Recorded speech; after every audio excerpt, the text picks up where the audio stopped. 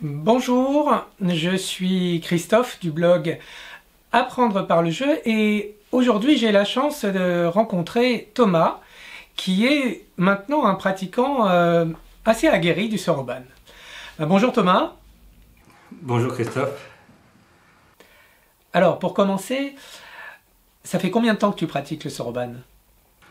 Alors j'ai commencé, c'était pas avec un Soroban mais c'était lors d'un voyage aux États-Unis. Je suis revenu avec un Swanpan et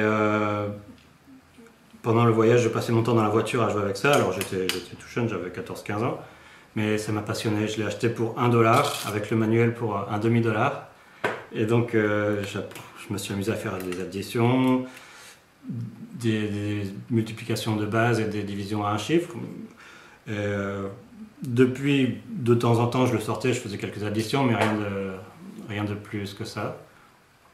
Et oui, c'est l'été dernier que je me suis mis un peu plus sérieusement. J'ai trouvé les feuilles d'entraînement sur internet que j'ai imprimées et je faisais des feuilles d'addition, de division, de multiplication.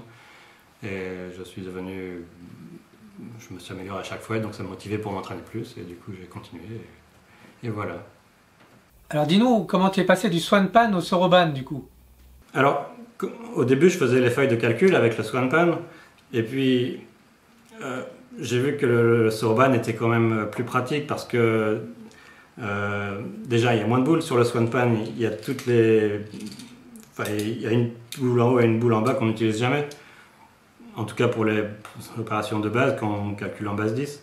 Donc j'ai acheté un Soroban et tout de suite j'étais beaucoup plus rapide parce que déjà la forme des boules et la hauteur des tiges fait que c'est beaucoup plus adapté pour calculer rapidement. Et ensuite tu as acheté plusieurs Soroban? Oui, j'ai commencé par des Soroban que j'ai trouvé sur Amazon, des trucs un petit peu de base.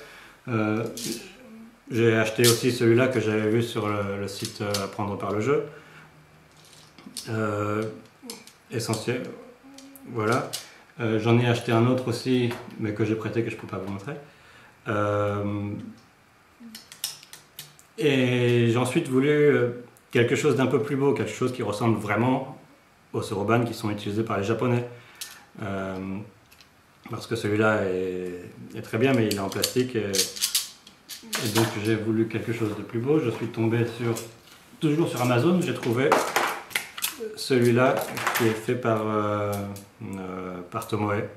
Donc c'est un Soroban 23 tiges et tout de suite je l'ai trouvé magnifique. C'est de l'ébène avec des billes en bouleau, je crois. Et, au début j'ai cru que c'était une blague qui m'avait envoyé un Soroban miniature parce que j'avais l'habitude des Soroban avec les grosses boules. J'avais beaucoup de mal à calculer avec. Comme je mesurais mes temps à chaque fois sur les feuilles de calcul, j'ai vu que j'allais beaucoup moins vite et ça m'a pris longtemps pour retrouver mon niveau et pouvoir continuer à m'améliorer. Mais maintenant je vais plus vite avec cela qu'avec les grosses perles parce que les doigts bougent moins et du coup on peut aller plus vite. Alors ensuite j'ai voulu aller un petit peu plus vite, je voulais un Soroban avec un bouton pour le remettre à zéro. Il est pas dans sa boîte. Donc j'ai acheté celui-là. Il n'était pas sur Amazon, donc je l'ai acheté directement au Japon. C'est fabriqué par Unshudo. Et donc il y a un bouton. Hop. Et donc j'appuie sur le bouton, ça remet à zéro et ça fait gagner un petit peu de temps. Pas beaucoup en pratique parce que le remettre à zéro, quand on a l'habitude, ça va vite. Et donc lequel est-ce que tu utilises pour t'entraîner au quotidien? Comme j'avais un très beau Soroban et que l'autre aussi est très beau, j'ai voulu un encore plus beau. Et donc j'ai acheté celui-là, qui vient dans une magnifique boîte en bois.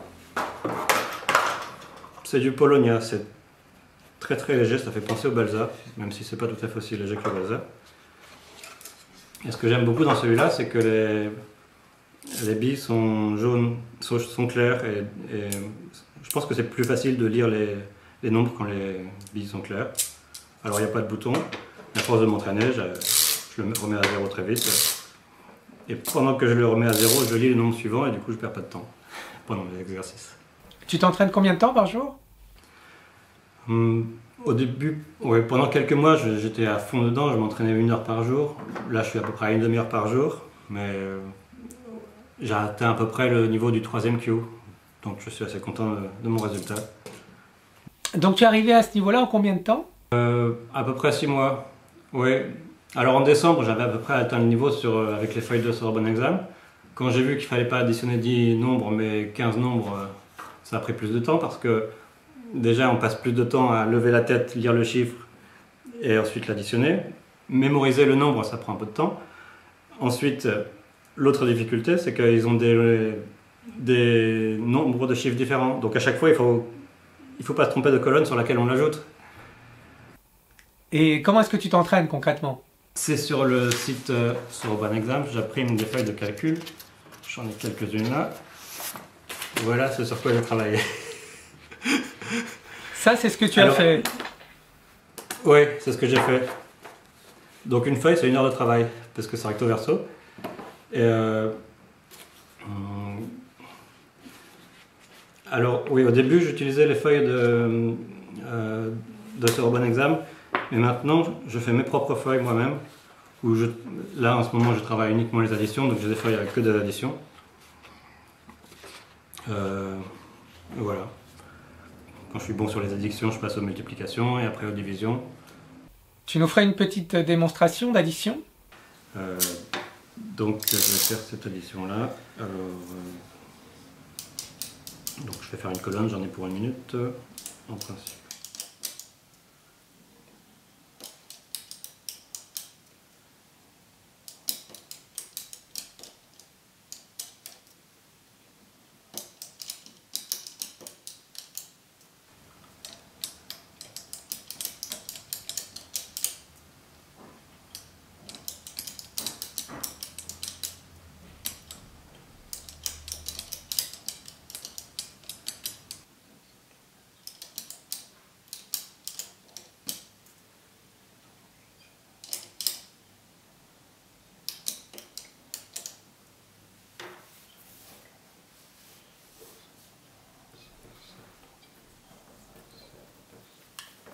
Ça demande beaucoup de concentration. Oui, tout à fait. Et quand je m'entraîne, je m'aperçois que quand je m'entraîne le soir, même si j'ai pas l'impression d'être fatigué, mes temps sont nettement moins bons que quand je m'entraîne l'après-midi. Tu nous ferais une démonstration de multiplication? Oui, je peux faire une multiplication. Alors, au 3e Q, les multiplications et les divisions sont pas beaucoup plus difficiles qu'au 4e. La seule différence, il y a le même nombre de chiffres, la seule différence, c'est que ce sont des nombres décimaux.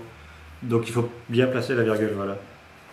Effectivement, il ne faut pas se tromper quand on place les chiffres, c'est sûr. Ah oui, j'ai regardé des tutoriels pour voir comment bien faire les additions ou poser les chiffres, mais je suis gaucher, donc j'ai dû modifier, déplacer, mettre les chiffres pas au bon endroit, parce que si je dois lire les nombres qui sont derrière ma main, je ne peux pas. Du coup, au lieu de mettre le multiplicand à gauche, je le mets à droite.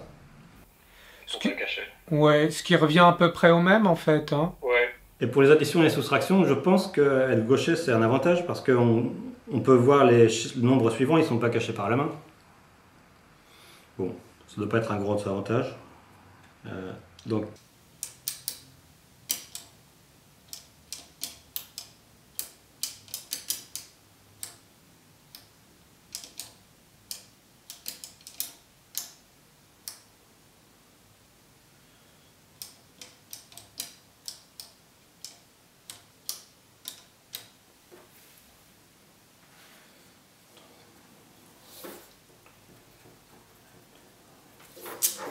Quel doigté tu utilises au Soroban? Quand je commençais à apprendre le Soroban, je lisais que les mouvements des doigts étaient très importants. Il fallait pousser les boules du bas avec le pouce, celles du haut avec l'index. Mais en allant de plus en plus vite, je m'aperçois que parfois je pousse une boule du bas vers le bas avec le pouce, alors que normalement il ne faut pas. Et par exemple, si j'ai écrit 3 et que je vais ajouter 3, je le fais en une fois en poussant la bille cunaire avec l'index et les billes lunaires avec le pouce. Et ça va beaucoup plus vite que si je le faisais en 2 fois avec l'index. Qu'est-ce que tu aurais comme conseil à donner pour aider les pratiquants de Soroban à progresser? Ce qui est important, évidemment, c'est de s'entraîner. Mais pour s'entraîner, il faut être motivé. Et ce qui me motive beaucoup, c'est quand je fais des exercices et quand je chronomètre, je vois quel temps j'ai mis. Et je vois que la veille, j'ai fait un peu moins. Et quand je bats mon record, je suis très content, ça me motive pour continuer. Et donc ça, je pense que c'est très important.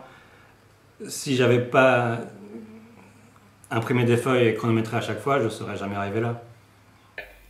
Et sinon, tu as une autre... C'est juste le plaisir qui te motive. Oui, s'entraîner pour faire quelque chose qui, a priori, ne sert pas à grand-chose, c'est juste pour le plaisir. Ouais. Je dis que ça ne sert pas à grand-chose, mais je pense que ça apprend à se concentrer et il y a beaucoup de métiers dans lesquels ça peut être utile, apprendre à se concentrer. Parce qu'avec l'Internet, les distractions qu'on a aujourd'hui, de plus en plus, les gens ne savent plus se concentrer parce qu'on recherche le plaisir instantanément en allant sur Facebook et ce genre de choses. Et dès qu'on s'ennuie, paf, on sort le téléphone. On n'apprend plus à se concentrer et je pense que c'est quelque chose qui manque. Tu m'as dit que tu avais 2 filles? J'en ai 3, oui. Alors j'en ai 2 qui ont l'âge de commencer le soroban. Oui, donc j'avais acheté celui-là en plastique sur Amazon qui ne faisait pas très cher. Et quand j'ai fait venir celui-là du Japon, j'ai profité des frais de port pour prendre celui-là aussi, fabriqué par la même boîte, c'est Shudo aussi. Il est en plastique aussi. Mais il est vraiment très très bien parce que les billes glissent bien, mais elles glissent pas trop comme celui-là. Celui-là on donne un petit coup et voilà, il remet tout à 0, ou à 5,55 ou à 4,44 suivant le sens. Mais ouais, celui-là il est très joli, les billes ont une très bonne taille, voilà. Et du coup, tes filles, elles aiment faire du soroban? Oui, ça les amusait. C'était l'été dernier pendant les vacances que l'après-midi je les initiais au soroban. Donc ça les amusait, elles écrivaient les nombres que je leur disais. On a commencé à faire des petites additions. Mais oui, elles savent lire et écrire les nombres sur le soroban. Elles savent faire quelques additions pas trop compliquées.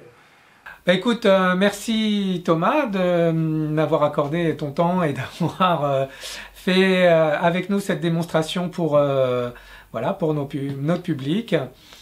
Merci à vous de nous avoir suivis et si vous avez aimé, n'hésitez pas à mettre un petit pouce et ça aide à faire avancer notre chaîne. Merci et à bientôt. Au revoir.